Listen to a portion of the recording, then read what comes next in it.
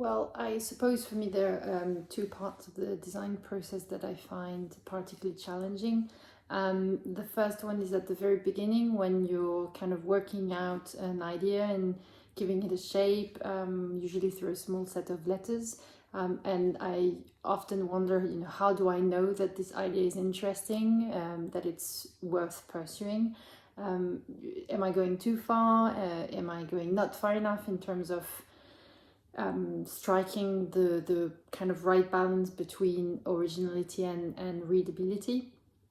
So what helps me usually to go through that phase is to not rush into any decisions. Usually I will have kind of intense periods of working on something and then let it rest for a while. I let the idea mature and I kind of see if it resists the test of time.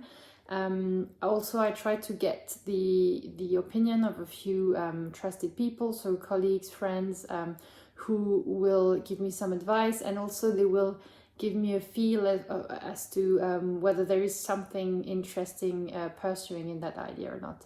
So that part of the process is very challenging, but it's also very motivating, and I find rather fascinating. At the other end of the process, what I find really challenging and a lot less stimulating is finishing a project. So finishing character sets for all weights, handling kerning, etc., etc. I find that that requires so much stamina and energy, and it takes so much time, and that's usually the reason why my own projects really take years to get published. So how I overcome that is usually by trying to find a foundry, a partner. I mean, some usually a foundry to work with who will distribute my work, and that way we can kind of work together, set some deadlines, have a kind of a plan for finishing the project. Sometimes also I get people to help me with finishing the typeface and yes, getting through that finish line.